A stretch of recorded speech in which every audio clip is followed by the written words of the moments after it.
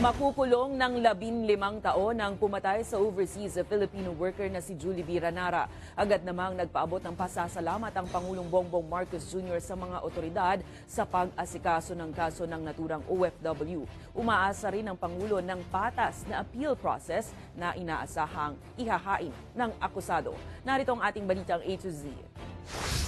Kasama ko yung Ranara family. Personal na dinalaw ni Overseas Workers Welfare Administration Administrator Arnel Ignacio at Migrant Workers Officer in Charge Undersecretary Hans Kakdak ang pamilya ng pinaslang na overseas Filipino worker na si Julie B. Ranara.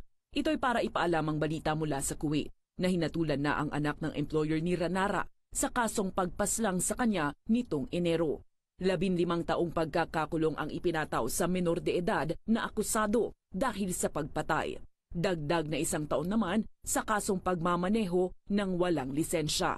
From the beginning, hindi naman talaga pwedeng full life imprisonment o what dahil nga sa pagiging menor de edad ng akusado. No?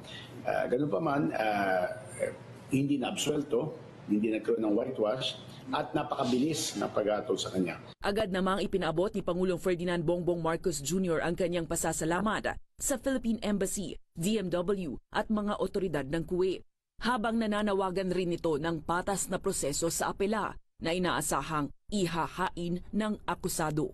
Sa ngayon, wala pang natatanggap na kompensasyon ang pamilya Ranara mula sa employer. Pero nakatanggap naman ito ng tulong mula sa pamahalaan ng Pinas. They are grateful na may justisya, pero siyempre, hindi recent lang yung pagkapatay, karumal-duman na pagkapatay kay Julie B. Kaya para sa kanila, siyempre, hindi naman mapapalit eh. Hinihintay lang nila yung anuman ng moral damages. So parang, alam natin, buhay yung nawala, no?